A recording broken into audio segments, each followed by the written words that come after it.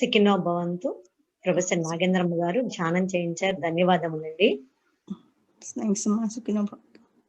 సికినో భవంతు. ఈ రోజు మనకి senior professor AP state coordinator Kota Arun Babu garu Taittiri ఉపనిషత్తు అండ్ సులభతర కులని యోగము అనే విషయాలు మనకి తెలియజేస్తారు. దానికి ముందుగా కోట అరుణ్ బాబు గారి గురించి పరిచయము.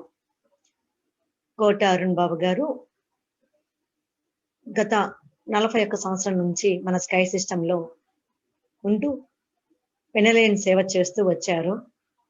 అలాగే 2012 తర్వాత మన యోగా ఎంఏ కూడా పూర్తి చేశారు.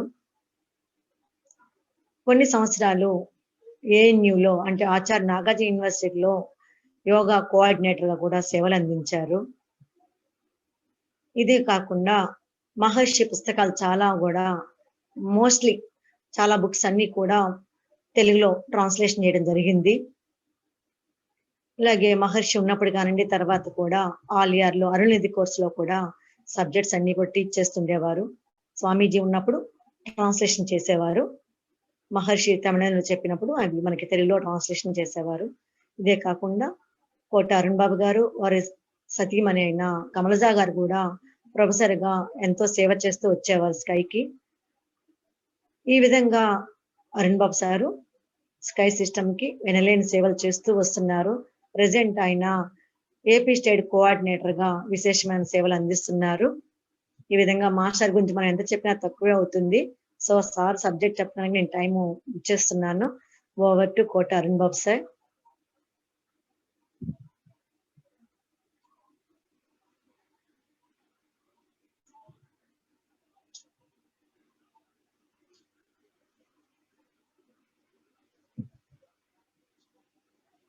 సికినో బంద్ మాస్టారు.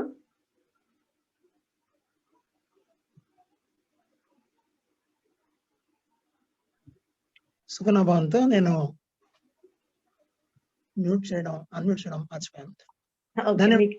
పరిచయం చేసినందుకు ధన్యవాదాలు.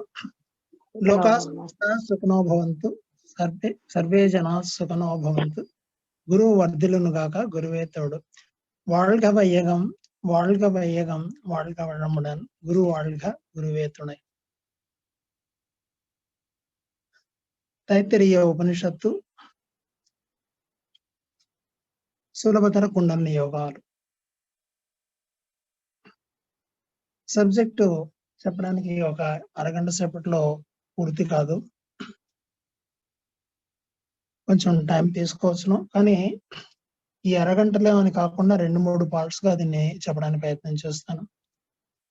ఈరోజు ముఖ్యంగా పరిచయం, ఆ ఉపనిషత్తు ఎట్లా వచ్చింది అనే పరిచయం గురించి చెప్తాను.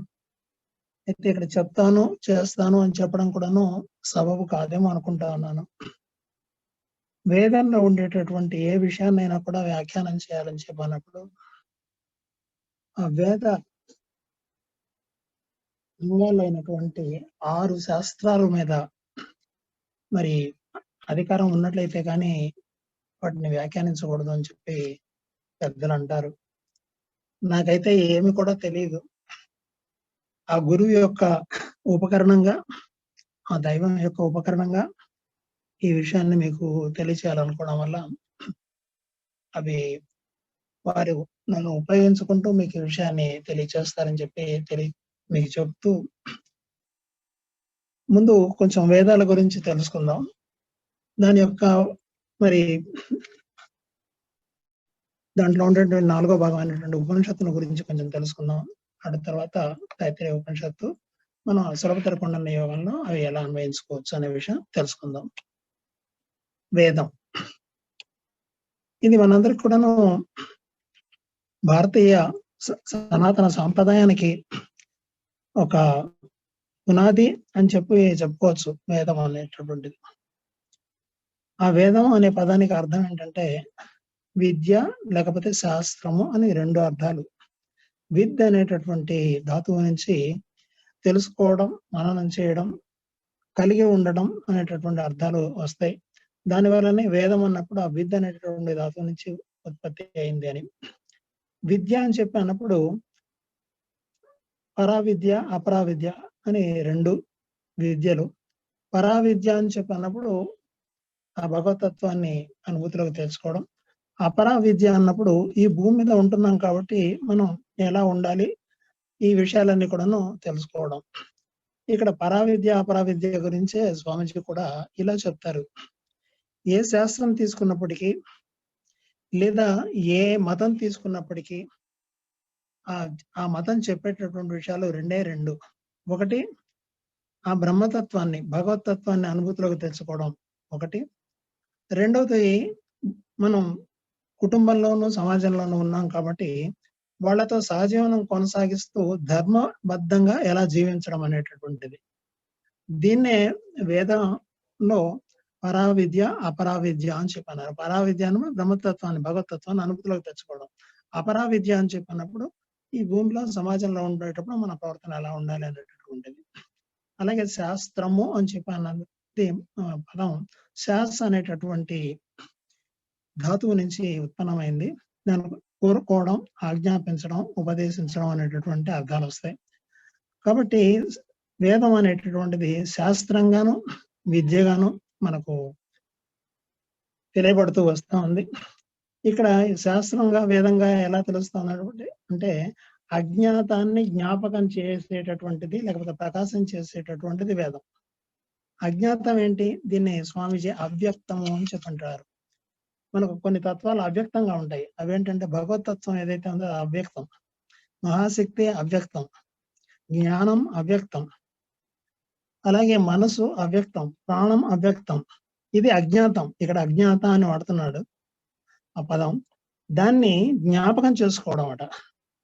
ఎంత బ్యూటిఫుల్ గా ఎక్స్ప్లెనేషన్ వస్తుంది చూడండి. శాస్త్రము వేదం అంటే అజ్ఞాతమైనటువంటి విషయాన్ని జ్ఞాపకం చేసుకోవడం, లేదా అప్రవృత్త ప్రవర్తకం అంటే తెలియకుండా ఉండేటటువంటి విషయాన్ని తెలుసుకోవడం. ఇది వేదం అనేటటువంటి పదానికి ఉన్నటువంటి అర్థం. ఈ వేదం అనేటటువంటి దానికి మనకు అర్థం కావడానికి సాయనాచార్యులు గారు భాష్యం రాశారు. ఆ భాష్యం రాయడం వల్ల మనం కొంతవరకు వీటిని అర్థం చేసుకోవడానికి వీలుగలుగుతుంది. ఎందుకంటే వేదాలకి అపౌరుషేయాలు అని చెప్పి పేరు. అంటే నేను చెప్పింది నువ్వు చెప్పింది అనేది కాకుండా ఆ భగవత్ తత్వంతో అనుభూతితో లయమైనప్పుడు అప్రయత్నంగా వచ్చినటువంటి వాక్కులు ఏవైతే ఉన్నాయో వాటిని అపౌరుషేయాలు అని చెప్పంటారు. ఆ రకంగా వచ్చినటువంటి వేద శాస్త్రాన్ని మొత్తాన్ని కూడాను సాయణాచార్యులు గారు వాటికి మరి వ్యాఖ్యానం రాయడం వల్ల వాటిని మనం కొంత అర్థం చేసుకోవడానికి వీలు కలుగుతా ఉంది. సాయణాచార్యుల ప్రకారం వేదానికి నిర్వచనం ఏంటంటే ఇష్ట ప్రాప్తిని, అనిష్ట పరిహారాన్ని సాధించడానికి అలౌకిక ఉపాయం చెప్పేదే వేదం.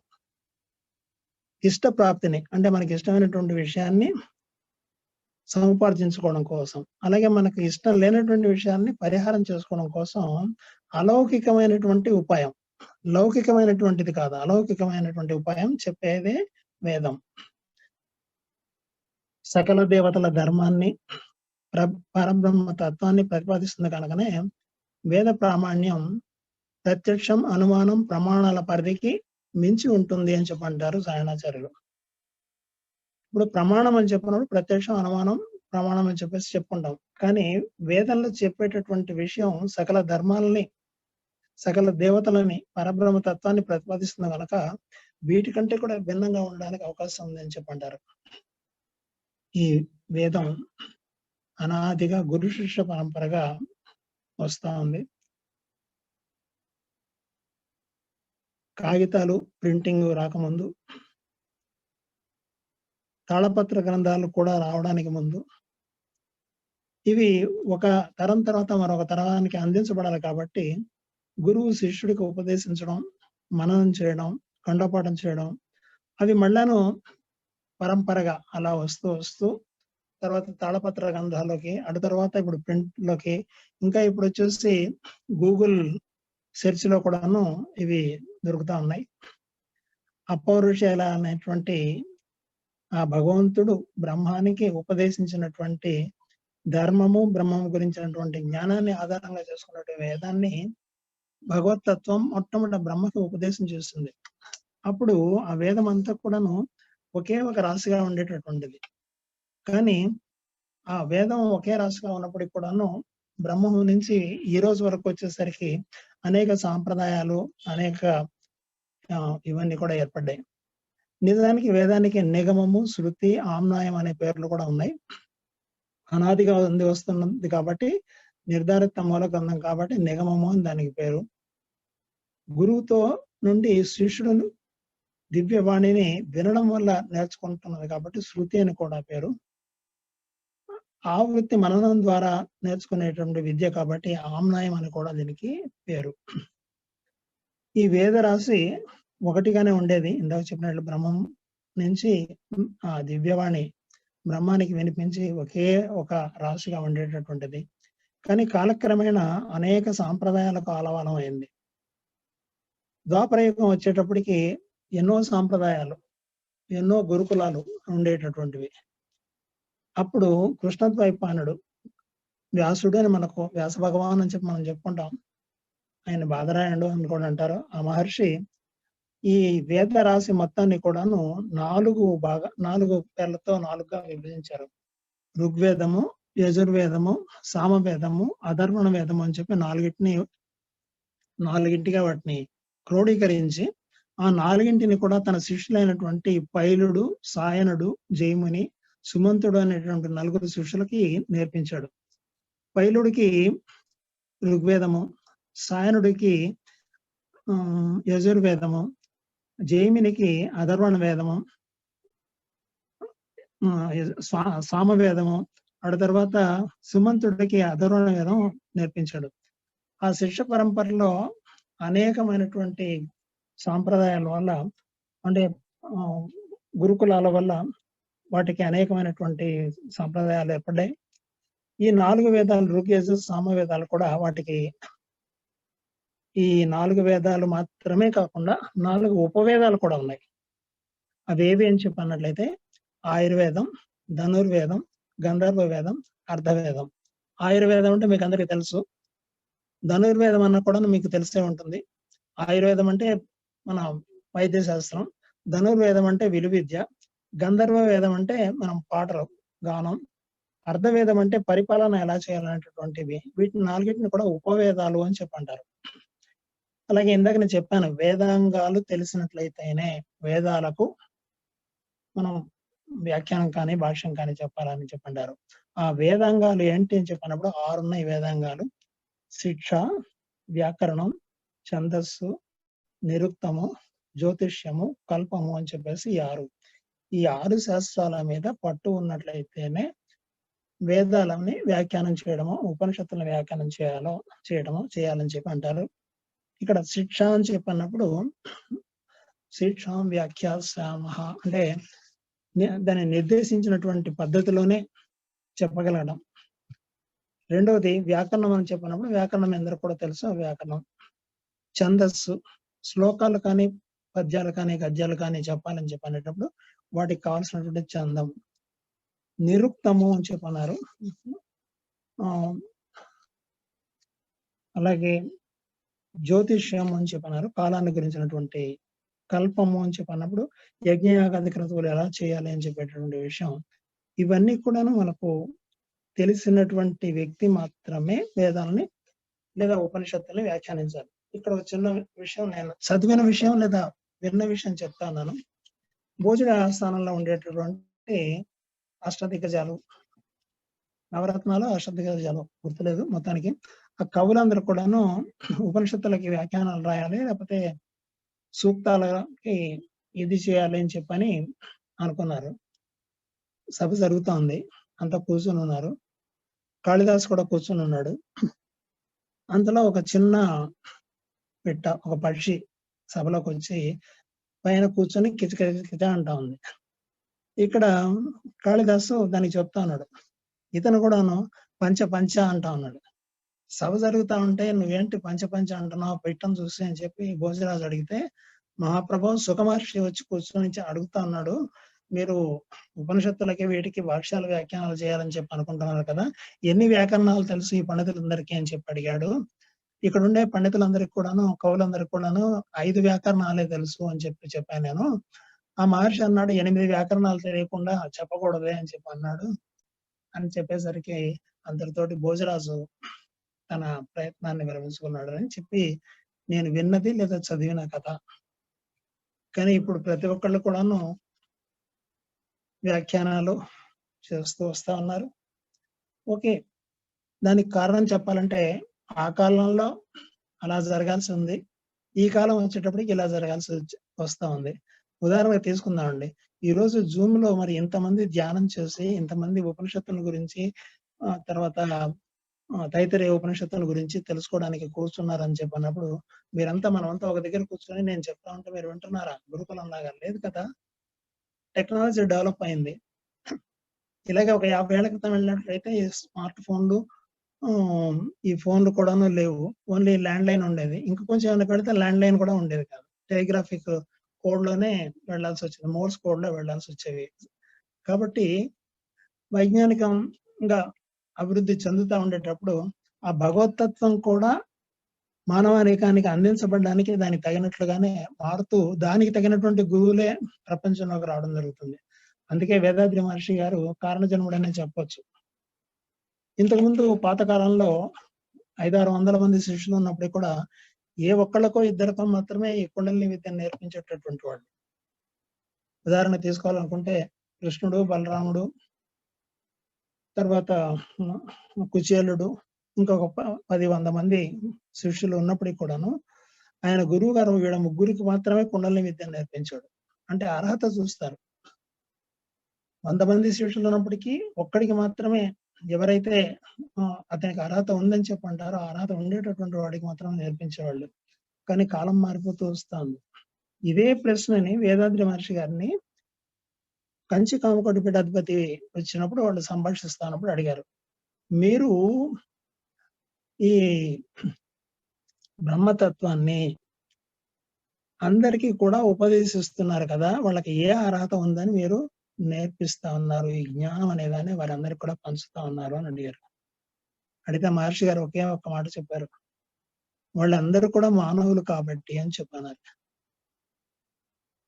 మానవులు అని చెప్పినప్పుడు దైవం మానుష రూపేణ అని చెప్పి ఇది సామెత. మనిషి రూపంలోనే దైవం ఉంటాడు కాబట్టి వాళ్ళకి అర్హత ఏముందన్నప్పుడు వాళ్ళు దైవ స్వరూపులు కాబట్టి వాళ్ళకి నేర్పిస్తా ఉన్నాను. అంతే, సమాధానం లేదు దానికి. కాబట్టి కాలక్రమేణా ఎలాగైతే మార్పులు చేర్పులు వచ్చి చేరిపోతున్నాయో అలాగే ఈ ఉపనిషత్తులు కానీ వేదాలు కానీ దానికి తగినట్లుగానే మారుతూ అందరికీ ఈజీగా అందడానికి అవకాశం ఇలా లభిస్తుందేమో అని చెప్పి అనుకుంటా ఉన్నాను. ఓకే, 4 వేదాలు ఋగ్వేదము, యజుర్వేదము, సామవేదము, అథర్వణ వేదం. వీటిలో ఒక్కొక్క ఉపనిషత్తులో కూడా సంహిత అని చెప్పి లేదా మంత్రము అని చెప్పి ఒకటి, బ్రాహ్మణము, ఆరణ్యకము, ఉపనిషత్తులోని 4 భాగాలు ఉంటాయి. వీటిలో అనేక శాఖా భేదాలు ఉన్నాయి. ఒక్కొక్క వేదంలో కూడా అనేక శాఖా భేదాలు ఉన్నాయి. ఇక్కడ మంత్రము అన్న దానికి అర్థం వచ్చేసి రుక్ అని పేరు. స్తుత్యర్థకమైన మంత్రానికి రుక్ అని పేరు. రుక్ అని చెప్పినట్లయితే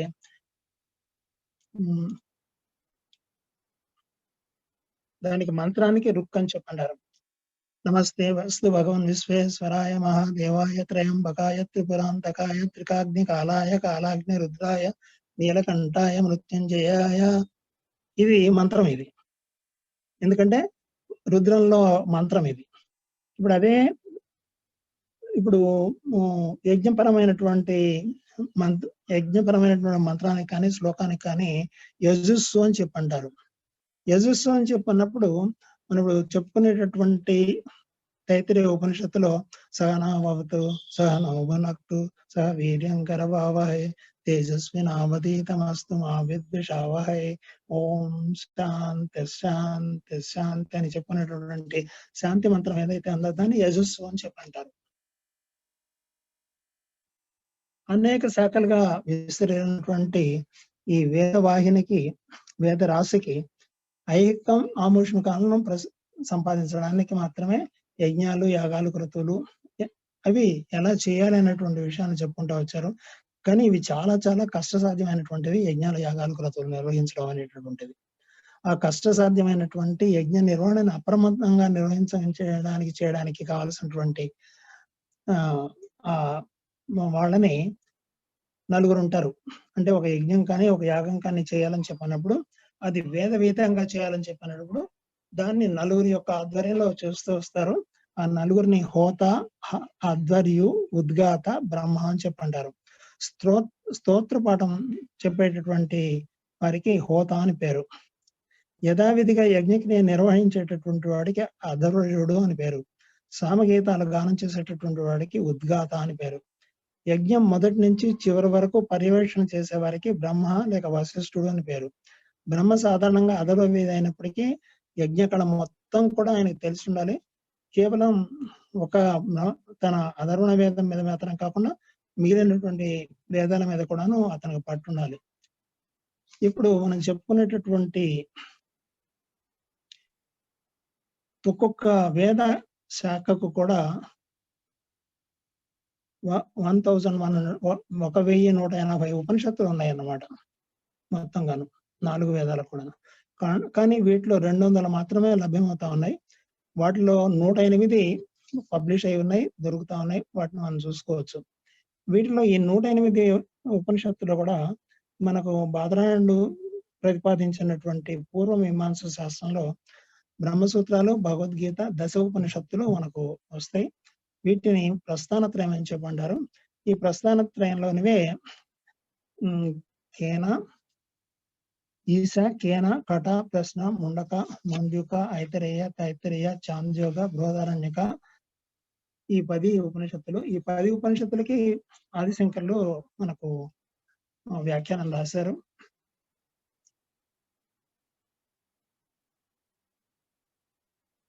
ఈ మనం చెప్పుకునే పోయేటటువంటి ఈ తైత్తరీయ ఉపనిషత్తు ఏదైతే ఉందో ఆ ఉపనిషత్తు కృష్ణ యజుర్వేదంలో తైత్తరీయ సంహితలో అధ్వర్యుడికి సంబంధించిన గ్రంథం. ఇందాక చెప్పుకున్నాం, అధ్వర్యుడు అని చెప్పన్నట్లయితే యజ్ఞాన్ని నిర్వర్తించేటటువంటి వాడని. తైత్తరీయ ఆరణ్యక నుంచి దీనికి అనుబంధంగా ఉండేటటువంటిది. తైత్తరీయ ఆరణ్యకం యొక్క 7, 8, 9 భాగాలే తైత్తరీయ ఉపనిషత్తుగా ఉపదేశించబడతా ఉంది. ఇక్కడ ఈ 10 ఉపనిషత్తులకు కూడాను ఆదిశంకర్లు మరి వ్యాఖ్యానం రాశారు. అలాగే బ్రహ్మసూత్రాలకు రాశారు, భగవద్గీత కూడా వ్యాఖ్యానం రాశారు. వీటిలో ఈ 10లో కూడా మనం ఎన్నుకున్నటువంటిది తైత్తరీయ ఉపనిషత్తు. ఈ తైత్తరీయ ఉపనిషత్తు వైశంపాయన మహర్షి తన శిష్యులకి ఈ ఉపనిషత్తుని ఉపదేశించాడు. ఆ ఉపదేశించేటప్పుడు శిష్యులు తిత్తిరి పక్షుల రూపంలో కూర్చొని విన్నారట. తిత్తిరి పక్షుల రూపంలో ఈ ఉపనిషత్తుని వైశంపాయన మహర్షి నుంచి ఉన్నారు కాబట్టి ఈ ఉపనిషత్తు మంత్రాలను ఇలా స్వీకరించడం వలన ఈ ఉపనిషత్తుకు తైత్తరీయ ఉపనిషత్తు అని పేరు వచ్చింది. ఈ తైత్తరీయ ఉపనిషత్తులో మరి మొత్తం 3 అధ్యాయాలు ఉన్నాయి. మొదటి అధ్యాయం, 2వ అధ్యాయం, 3వ అధ్యాయం అని.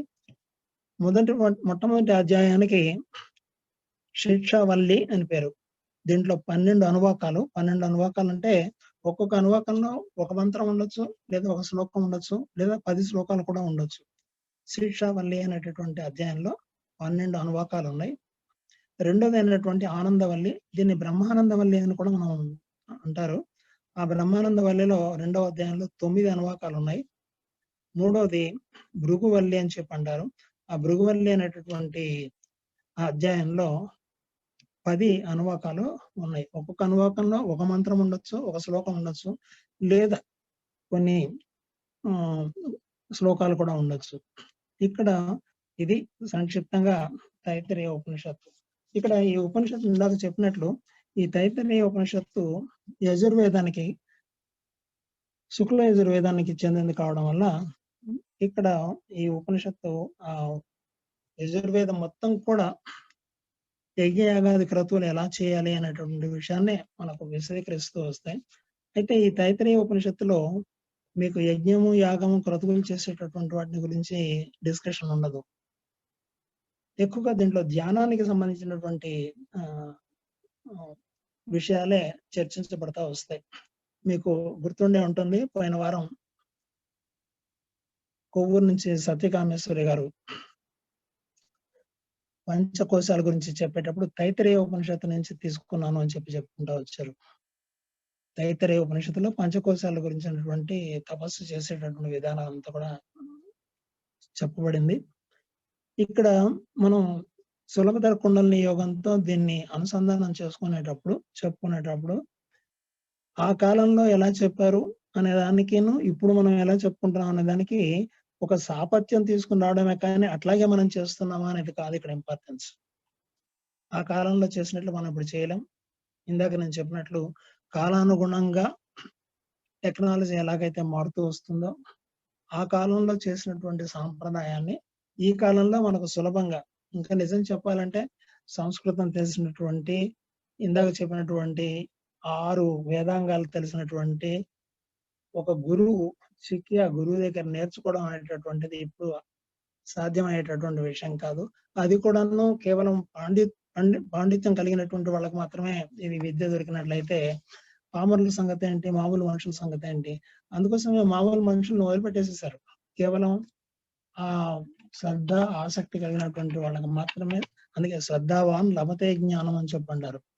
అలా కాకుండా కాలం మారుతూ వస్తుంది కాబట్టి ఈ ప్రపంచంలో అనేకమైనటువంటి బాధల, ఇబ్బందులకి మానవ జాతి గురవుతోంది కాబట్టి ఆ మానవ జాతే భగవంతుడి యొక్క స్వరూపం కాబట్టి భగవత్వానికి తెలుసుకోవడానికి సృజించబడినటువంటి ఒక ప్రకృతి తయారు చేసినటువంటి ఇది కాబట్టి ఆ మానవుడికి ఈ బాధలు లేకుండా ఉండాలి అనే దానికోసం భగవంతుడు మరి వేదాద్రి మహర్షి రూపంలో ఈ ఉపనిషత్తుల గురించి నేను చెప్తా ఉన్నప్పుడు కూడాను మామూలు మాటల్లో, మామూలు కుటుంబ జీవితంలో ఉండేటటువంటి వాళ్ళకి, చదువు రానటువంటి వాళ్ళకి కూడా జ్ఞానం అనేటటువంటిది అనుభూతిలోకి తీసుకుని రావడానికి ఆయన ప్రయత్నం చేశారనే చెప్పొచ్చు.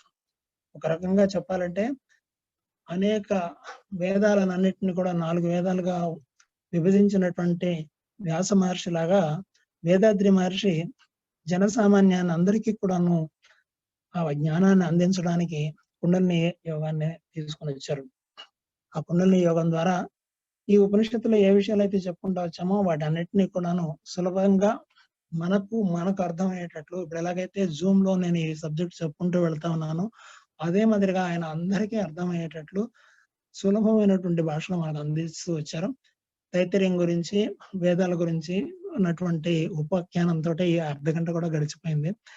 ప్రథమ అధ్యాయంలో, ప్రథమ అనువాకంలో ఈ 4 వేదాలకు కూడాను 4 మహావాక్యాలు ఉన్నాయి.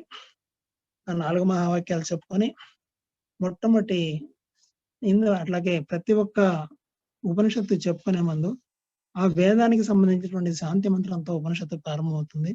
ఈరోజు తైత్తరీయ ఉపనిషత్తు శాంతి మంత్రం చెప్పుకుందాం. దానికి ముందు 4 మహావాక్యాలు ఏ వేదాలకు సంబంధించినవి, అవి ఎక్కడి నుంచి వచ్చినాయి అని చెప్పుకొని శాంతి మంత్రం చెప్పుకొని ఈరోజు కార్యక్రమాన్ని ముగిద్దాం. 4 మహావాక్యాలు ఏంటంటే ప్రజ్ఞానం బ్రహ్మ, ఇది ఋగ్వేదంలోది, ఐతరేయ ఉపనిషత్తు నుంచి వచ్చింది ఇది.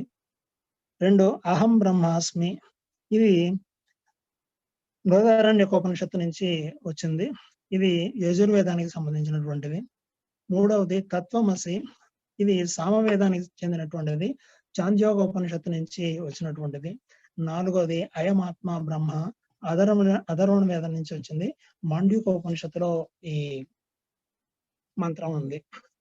ఇది 4 ఎందుకు చెప్తున్నానంటే మహర్షి గారు తన చెప్పినటువంటి వాటిలో ప్రజ్ఞానం బ్రహ్మ, అహం బ్రహ్మాస్మి, తత్వమసి, అయమాత్మ బ్రహ్మ అనేటువంటి 4 మహావాక్యాల గురించి కూడా చెప్పుకుంటూ వచ్చారు కాబట్టి వాటిని ఇక్కడ నేను ప్రస్తావన చేస్తూ, మనం చెప్పుకునేటటువంటి ఈ తైత్తరీయ ఉపనిషత్తుకి శుక్ల యజుర్వేదానికి తత్వమసి అనేటటువంటిదే చెల్లుబాటు అవుతుంది. అయినప్పటికీ కూడాను ఇది పూర్తిగా కూడాను జాగ్రత్తగా మనం ఈ నేను చెప్పబోయేటువంటి విషయాలను గమనించినట్లయితే అద్వైత ప్రతిపాదనే మనకు కనిపిస్తుంది ఈ ఉపనిషత్తులో. సో ఈరోజు మనం మొట్టమొదట శాంతి మంత్రంతో ఈరోజు ఉపనిషత్తు కార్యక్రమాన్ని ప్రారంభిద్దాం. ఓం శన్నో మిత్రస్యం వరుణః, శన్నో భవత్వర్యమా, శన్న ఇంద్రో బృహస్పతి, శన్నో విష్ణురుక్రమః. నమో బ్రహ్మణే నమస్తే వాయో, త్వమేవ ప్రత్యక్షం బ్రహ్మాసి, త్వమేవ ప్రత్యక్షం బ్రహ్మ వదిష్యామి, ఋతం వదిష్యామి, సత్యం వదిష్యామి, తన్మామవతు తద్వక్తారమవతు, అవతు మాం అవతు వక్తారం. ఓం శాంతి శాంతి శాంతి. ఓం సహనా భవతు సహనౌ భునక్తు సహ వీర్యం కరవావహై తేజస్వినావధీతమస్తు మా విద్యావహై. ఓం శాంతి శాంతి శాంతి.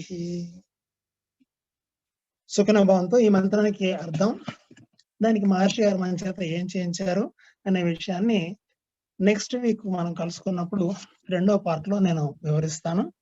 మనం దీన్ని వాళ్ళు చెప్పిన రూపంలో కాకుండా మనం వేరే రూపంలో దీన్ని మనం ఆచరిస్తూ వస్తాను. వచ్చినటువంటి విషయం మీకు వచ్చే వారంలో తెలియజేస్తాను. సుఖనో భవంతు. లోకా సమస్త సుఖనో, సర్వే జనా సుఖనో భవంతు. గురువు వర్ధిల్లును గాక, గురువే తోడు. సిక్కినా భవంతు మాస్టర్. ఉపనిషత్తుల గురించి చాలా సవివరంగా మాకు తెలియజేశారు. ధన్యవాదములు మాస్టర్. మనందరం కూడా మాస్టర్ గారిని బ్లెస్ చేద్దామండి. తిరుమలలో ఉండండి అందరూ కూడా. ఈ రోజు మనకి ఉపనిషత్తుల గురించి చాలా వివరంగా అందించిన senior professor, AP state coordinator Kota Arun Babu గారు